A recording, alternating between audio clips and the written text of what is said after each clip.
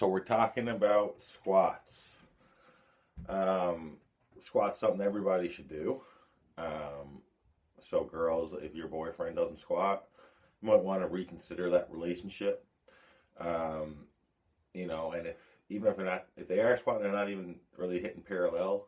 You might want to like have that conversation with them about how, one day if you guys want to have kids, like you might not really want to reproduce with somebody who is such a pussy and doesn't hit parallel on their squats.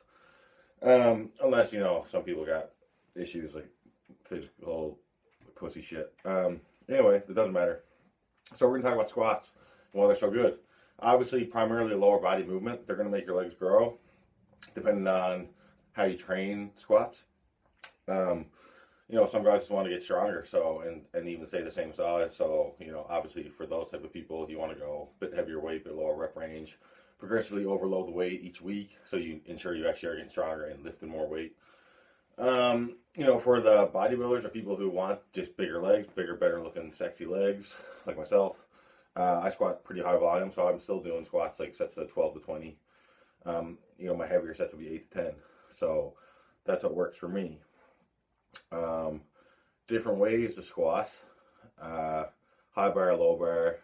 High bar is what I do because I can't even do low bar. I can't reach back that far. So high bar will obviously, it's more of a frontal load, so you're going to work a bit more quads, which is okay. So if you are a high bar squatter with the intention of hypertrophy, then you want to incorporate a lot more glute and hamstring work into your accessories. Low bar squatters, I know a lot of people who love the low bar squat, and great for glute and hamstring development. Also, with your squat, you're going to work a ton of core. So that's why I recommend when people start squatting, like don't use a belt starting off, because you want to build that certain type of strength, that isometric strength to hold your core in that position when you're doing squats, especially when you get up to heavier weight. What else? So your core, and obviously your lower back's going to get a ton of work, your spinal erectors. Again, something else you probably want to train with an accessory to even make that stronger for your squat. So hyperextensions, any low back extension.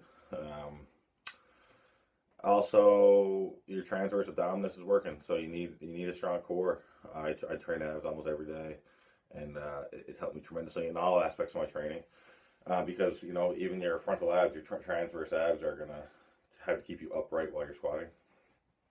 And guys, and then there's squats make your whole body grow. There's that it's proven that there's a hormonal response to doing squats. Your body has worked so hard, all your muscles are working at once, so your body's going to have to get a reaction out of that. It's just important that after you do a heavy squat day or something, obviously the nutrition part, you need to fuel your body with the nutrients it needs to recover, the amino acids, and just your protein and carbs and all that. So that's also really important for just recovering strength wise, or if you're trying to grow.